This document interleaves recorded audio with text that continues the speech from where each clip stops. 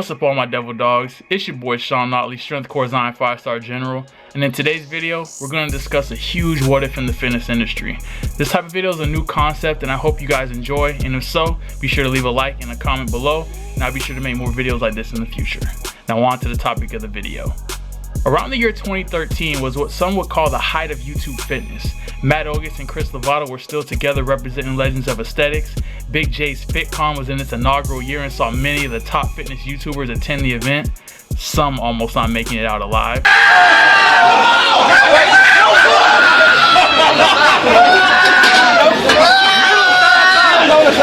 And people like Han Champion and Low Carb Corey were actually still around making videos. Yeah, Low Carb Corey, the guy whose channel got deleted for him showing his own shit on camera. Yeah, that guy. But above all else, we had the makings of a YouTube fitness dynasty, and that came from none other than the dynamic duo of Chris Jones and Vincent Garza, who at the time represented Physiques of greatness. As we all know, however, this seemingly perfect partnership of the video editing swole nerd and the charismatic personal trainer Chris Jones came to an end around fall 2015, when Chris posted a video detailing why he was focusing on his Beast Mode training camp channel, now known as the Pump Chasers channel, and less on the POG channel. To which Vince responded with a rant video detailing why he felt the criticism he was getting was unfair.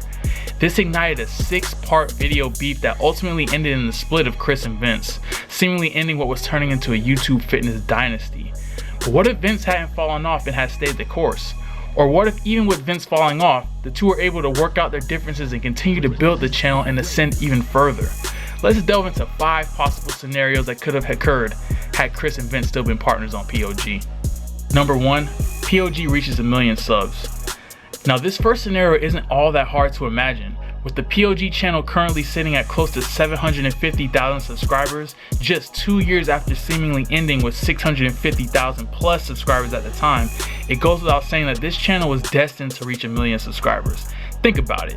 POG started in December of 2012, and in the course of 2 years and 9 months, they accrued 650,000 plus subscribers. That's an average of nearly 20,000 subscribers per month.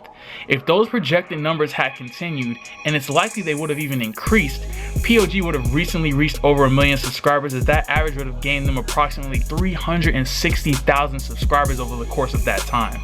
Instead, the channel is sitting at only 740,000 subscribers after 18 months, an average of only 5,000 subscribers per month. 25% of what the channel was accruing back in 2015. It goes without saying that with the charisma and work ethic that Chris has, along with the at times superb editing of Vince G, this channel would have long surpassed 1 million subscribers. Instead, we're left wondering what could have been. Number 2, Pump Chasers brand is bigger than Alpha League. Okay, I'll admit number 2 might be a bit hard to fathom, but hear me out. Back in January of 2014, POG had around 300,000 subscribers, while Christian Guzman, the founder of the Alpha Elite brand, had a mere 40,000 subscribers when the two channels met up for a collaboration. Chris and Vince's channel was steadily growing into one of the more popular channels at the time, and already had plenty of apparel out with catchphrases like "cuts for the sluts," "curls for the girls," and "no Roy's, just rage."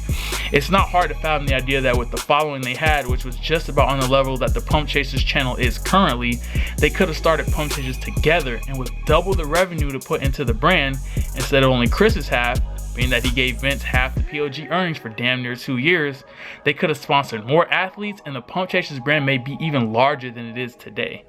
There's no doubt that Chris is successfully growing this brand on his own, as he's already had athletes such as Sandra Perez and Jerron Mosley, who both have tens of thousands of subscribers.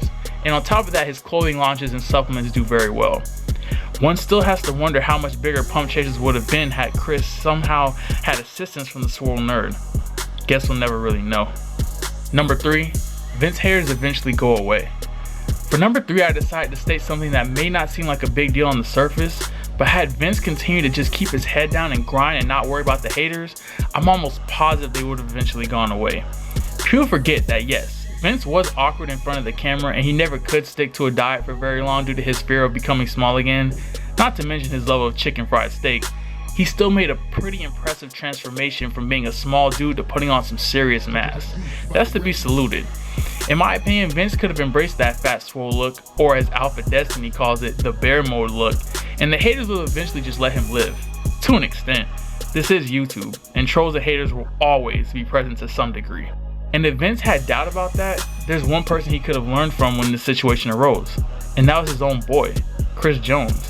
For those who don't remember, Chris Jones took on major scrutiny after hyping up a battle on stage between him and Matt Ogus. And no, I'm not talking about a Chris Brown versus Soulja Boy boxing match, but a bodybuilding show, where dudes 90% bare ass flex in front of a mostly male audience to be judged on whose body is more aesthetic. Ha! Gay! But in all seriousness, after hyping up this show for the longest time, Chris simply dropped out, which led to an onslaught of hate ranging from accusations of steroid use and being afraid to fail a drug test, to the nickname the haters gave him, Quit Jones. How did Chris handle this, you might ask? How did he respond? He simply kept posting videos, said fuck the haters, and even made a shirt out of the name, to spite the haters. Vince could have learned from that experience, but instead, he chose to let it destroy him. Number 4, a Hodge Twins collab. I know someone's going to mention the video that Chris Jones posted stating that the Hodge Twins don't work out with black people, to which they made a response video saying they work out with each other and that they're both black, so that counts, along with the fact that they did collab with Cali Muscle. Chris then responded by saying he was just joking, that he planned to collab with them in February of 2014. It's 2017 and still no Chris Jones and Hodge Twins collab.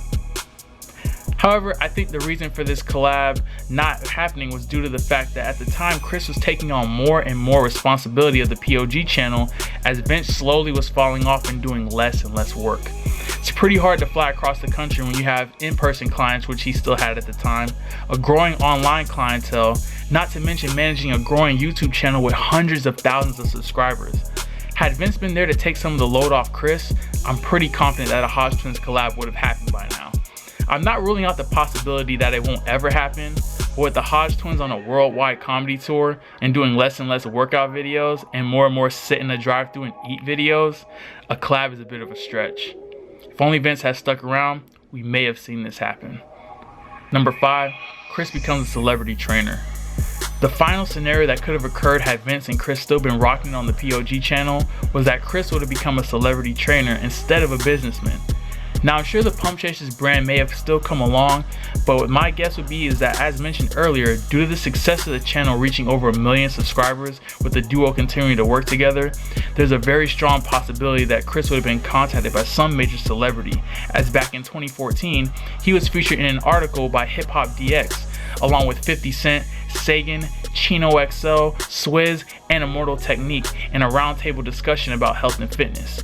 This is around the time he had about 360,000 subscribers, and with more than double that amount, there's a pretty high chance he may have gotten a chance to train a celebrity or two, maybe even one he's always dreamed of training.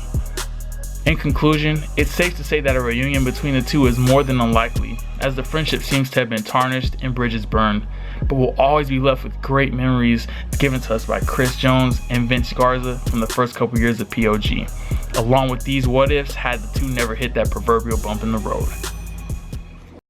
Alright guys, so that is the video. I hope you really did enjoy. I plan on doing more what if videos like this, just for the simple fact that people are really into like alternate universes, alternate realities, and I think that by doing what if videos in terms of the fitness world, it can really steer a lot of good discussions down in the comments below. So with that being said, I want you to go ahead and comment below what you think would have happened had Chris and Vince still been together on POG. Do you think that the channel would have been well over 1 million subscribers? Do you think Chris would have been a celebrity trainer? Do you think my what ifs make sense? Do you think they don't make sense? Whatever you think, or whatever possible what ifs that I didn't mention that you think could have happened, be sure to leave it in a comment below. Also, please share this video. I know there's plenty of POG fans and a lot of them are not subscribed to me. So by sharing the video, maybe they will be able to see the video. Maybe even Chris will see the video, even Vince, who knows. And that way more people can see this, just to stimulate just some discussion. You know, I think it's really cool to kind of think about things like this. You know, what if this would have happened? What if that would have happened? You know, and I plan, like I said, to make more videos like this. I already have my next idea ready to go. It's just a matter of doing the research so that I make sure I get all the facts straight, so that I'm not spewing a whole bunch of, you know, garbage at you guys, and making sure that the video makes sense and is like, you know what, that could have happened. Thanks again for watching the video. If you're already a subscriber, I know you guys were waiting on this video. I was posting about it on Snapchat and Instagram, and you guys are really waiting for it. So I'm really glad I was able to get it out to you on time. If you're not a subscriber, now's a great time to do it. I have all different types of videos, you know, vlog videos, workout videos, tip videos. I'm working on a series of how to, you know, do a complete workout routine with different muscle groups, recipe videos, all that good stuff. All right, so be sure you do subscribe to the channel, especially if you want to see more what if videos. Don't forget the orders. Subscribe and share, like and comment, follow my social media. Till next time, all my devil dogs, dismissed. I'm a general, a nigga, I'm a general. I'm a general, a nigga, I'm a general. I'm a general, a nigga, I'm a general. I'm a general, a nigga, I'm a general.